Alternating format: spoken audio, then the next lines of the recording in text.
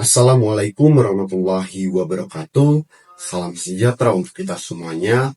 Om Swastiastu, Namo Buddhaya, salam kebajikan. Perkenalkan, nama saya Fadi Ramadan, berusia 20 tahun. Saya berasal dari Jakarta dan saat ini saya sedang menempuh perkuliahan di Universitas Negeri Jakarta. Yang saya hormati para dosen dan seluruh sivitas akademika, yang saya banggakan rekan-rekan mahasiswa, dan para hadirin yang saya cintai.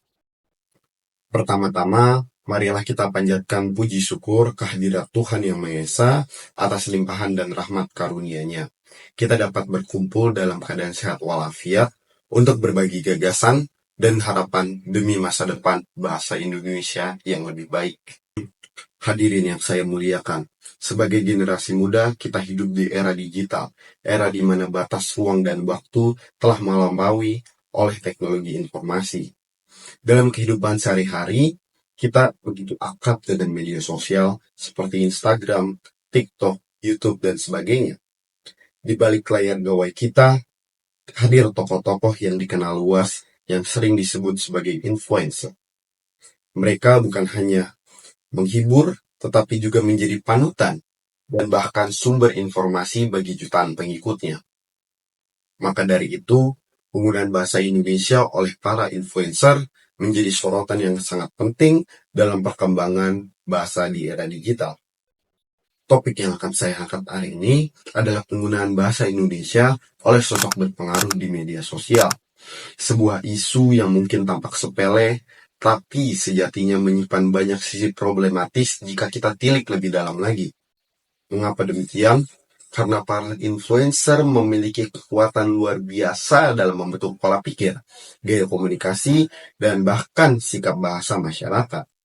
Jika kita cermati kondisi saat ini, penggunaan bahasa Indonesia oleh para influencer sangatlah beragam. Ada yang menggunakan bahasa Indonesia dengan baik, sesuai kaidah, atau bahkan aktif mempopulerkan istilah-istilah baku sesuai kaidah kebahasaan Indonesia.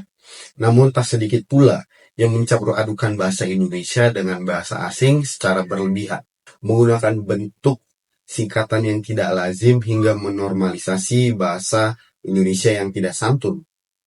Tren ini semakin hari semakin menjamur dan diterima tanpa dikritik seolah merupakan hal yang wajar. Hadirin yang saya hormati, fenomena negatif yang mencuat dari kondisi ini adalah degradasi bahasa Indonesia.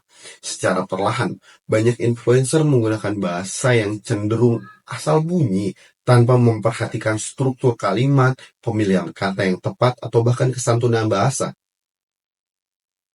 Kata-kata seperti guys, sorry, literally, atau no offense itu sudah menjadi percakapan harian yang menggeser ungkapan asli kita.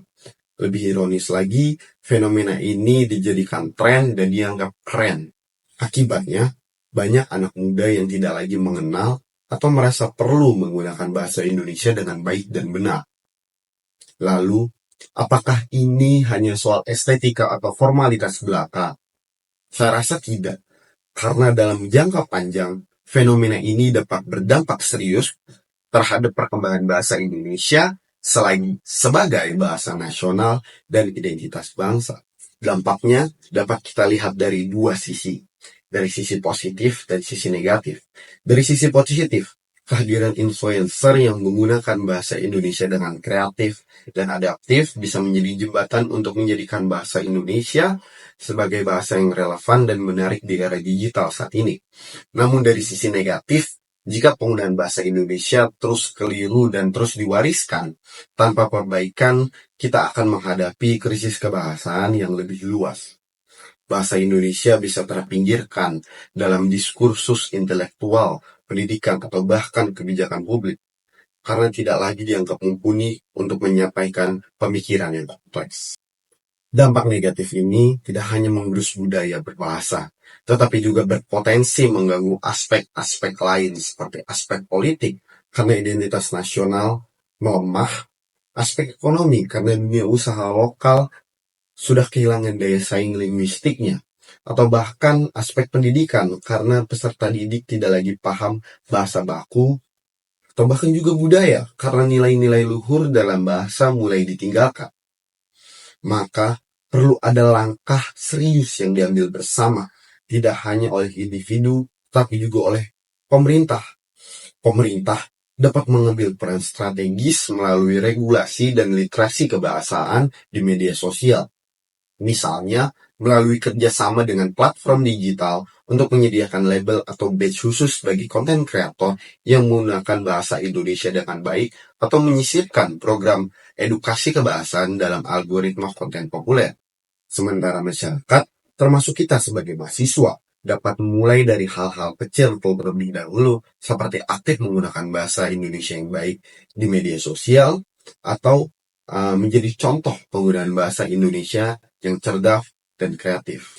Maka dari itu, sebagai duta bahasa Indonesia, saya merasa memiliki tanggung jawab moral dan intelektual untuk tidak tinggal diam. Maka saya mengusulkan sebuah program bernama Saring Sebelum Sharing, bahasa kita, citra kita. Program ini akan berjalan melalui 3 langkah utama. Yang pertama, kampanye digital literasi bahasa berupa unggahan harian tentang kosakata baku, idiom Indonesia, serta tantangan bahasa melalui platform populer. Yang kedua, Influencer Goes to Campus, yaitu forum diskusi antara influencer dan mahasiswa untuk membahas etika dan kreativitas dalam berbahasa di media. Yang ketiga, gerakan Pandai dan Ajak, di mana masyarakat dapat menandai influencer yang menggunakan bahasa Indonesia dengan baik dan mengajak masyarakat untuk menirunya. Saya percaya bahwa dengan pendekatan kolaboratif dan inklusif, bahasa tidak hanya sebagai bahasa yang akan bertahan, tetapi juga bahasa Indonesia itu akan berkembang menjadi bahasa yang unggul di tengah gempuran globalisasi. Hadirin sekalian yang saya banggakan, mari kita renungkan. Bahasa bukan sekedar alat komunikasi, tetapi juga jati diri dan identitas bangsa. Jika kita tidak merawatnya, maka perlahan namun pasti kita akan kehilangan identitas kita sendiri. Sebagai penutup, izinkan saya mengajak kita semua untuk menjunjung tinggi bahasa Indonesia dengan sepenuh hati. Jadikan bahasa Indonesia bukan hanya sebagai pelajaran, tetapi juga sebagai kebanggaan. Akhir kata, salam bahasa Indonesia, lestarikan kata, utamakan bahasa Indonesia, bersatu dalam bahasa, berdaulat dalam kata, berkarya dengan bahasa Indonesia. Assalamualaikum warahmatullahi wabarakatuh. Om Santi Santi Om, Namo Buddhaya, salam kebajikan.